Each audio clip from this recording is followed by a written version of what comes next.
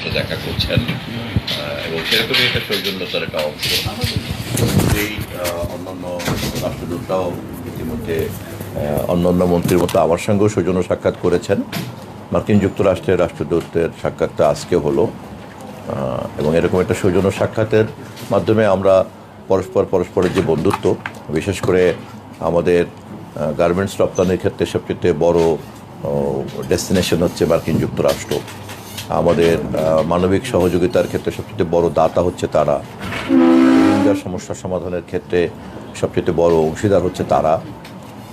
সেই বিবেচনায় আমাদের বন্ধুত্বকে আমরা আরও সামনের দিকে এগিয়ে নিয়ে যেতে চাই, এক। আর দুই হলো, আমরা এখন একটা চ্যালেঞ্জ মিডিয়া সিচুয়েশনের মধ্যে আছে সারা পৃথিবী, এবং মার্কিন যুক্তরাষ্ট্রের মধ্যে এরকম একটা প্রযুক্তিগতভাবে উন্নত একটা দেশ, এই নতুন ইকোসিস্টেমকে তারা কিভাবে ম্যানেজ করে এ ব্যাপারে আমরা পারস্পরিকভাবে আমাদের কিভাবে সহযোগিতা বিনিময় করতে পারি, এটাই ছিল মূলত আলোচনার বিষয়। তারা বেশ আন্তরিকতার সঙ্গে আগ্রহ প্রকাশ করেছেন মার্কিন যুক্তরাষ্ট্রের ফেডারেল কমিশন ফর মিডিয়া কীভাবে কাজ করে, এবং আমাদেরকে তারা এখানে একটা মিডিয়া কমিশন গঠন করার যে প্রতিশ্রুতি আমাদের সরকার ঘোষণা করেছি আমরা, সেই কাজটা এগিয়ে নেওয়ার ক্ষেত্রে তারা আমাদেরকে নৈতিক সহযোগিতা করবেন। আপাতত এইটুকুই। এবং আমরা দুই পক্ষ, মার্কিন যুক্তরাষ্ট্রের এখানকার রাষ্ট্রদূতের কার্যালয় এবং আমাদের মন্ত্রণালয় থেকে আমরা পারস্পরিকভাবে যৌথভাবে খোঁজার চেষ্টা করব যে কোথায় আমরা গণমাধ্যমের ক্ষেত্রে যৌথভাবে কাজ করতে পারি। গণমাধ্যমের ক্ষেত্রে যৌথভাবে দুই দেশ কাজ করতে পারে, সেটা কি কোনো প্রশিক্ষণ হয়ে বা ট্রেনিং বা তারা আসবে? এটা হতে পারে, এটা হতে পারে, এটা কোনো স্পেসিফিক না। আজকে কেবলই একটা সাধারণ আলোচনা, এবং পরবর্তী আলোচনাতে হয়তো এই সমস্ত কাজের ক্ষেত্রগুলি বেরিয়ে আসবে। পলিসি সাপোর্ট থেকে শুরু করে, টেকনোলজিক্যাল সাপোর্ট থেকে শুরু করে, এইসব জায়গাগুলিতে ওদের অভিজ্ঞতাকে আমরা কাজে লাগাতে চাই, এবং তারাও তাদের সেই অভিজ্ঞতা আমাদের সঙ্গে বিনিময় করতে আগ্রহ ব্যক্ত করেছে। কীভাবে কাজে লাগাবো সে ব্যাপারে মন্ত্রণালয় এবং দূতাবাস যৌথভাবে কাজ করবে ভবিষ্যতে। ধন্যবাদ।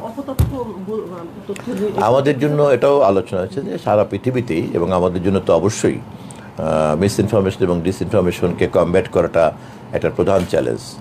তথ্য মন্ত্রণালয়ের দিক থেকেও এটা আমাদের জন্য একটা এখন যুদ্ধে পরিণত হয়েছে।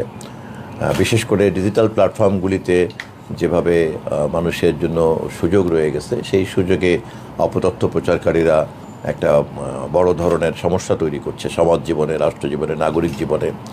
এবং সেই ক্ষেত্রে রাষ্ট্র এবং সরকার কিভাবে জনগণকে এই অপতথ্যের হাত থেকে সুরক্ষা দিতে পারে, এটা আমাদের জন্য একটা বড় চ্যালেঞ্জ। একসময় চ্যালেঞ্জ ছিল গণমাধ্যমের ফ্রিডম, এখন শুধু ফ্রিডম নয়, ব্যালেন্সড ফ্রিডমটা কিন্তু একটা ইম্পর্টেন্ট। কারণ যারা ফ্রিডম এক্সারসাইজ করছেন, সেটা প্রতিষ্ঠান হোক অথবা সেটা ব্যক্তিই হোক, বিশেষ করে যখন সোশ্যাল মিডিয়াতে আমরা দেখছি যে এই ফ্রিডমের অপব্যবহারটা এমন হচ্ছে যা সাধারণ মানুষের জন্য অনেক বেশি ভুক্তভোগী হয়ে পড়ছেন তারা। অতএব গণমাধ্যমের স্বাধীনতা এবং অপতথ্যের হাত থেকে জনগণকে সুরক্ষা দেওয়া, দুটো কাজই তথ্য মন্ত্রণালয়কে একসঙ্গে করতে হচ্ছে। আমরা সমস্যাটাকে বলেছি, বিনিময় করেছি, তাদের অভিজ্ঞতায় এরকম সমস্যা আছে, কিভাবে আমরা কোথায় কি করতে পারি আমরা পরবর্তীতে আলোচনাতে এগিয়ে যাব। আমাদের সমস্যা সমাধানের জন্য আপনাদের মন্ত্রণালয় থেকে কোনো কাজ করতেছে? আমরা বলতে কারা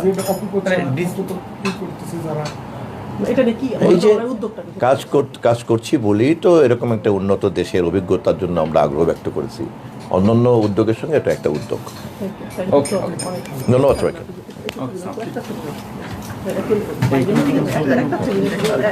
আমার টাইম নেই তো, বসতে হবে নাকি দাঁড়াতে হবে?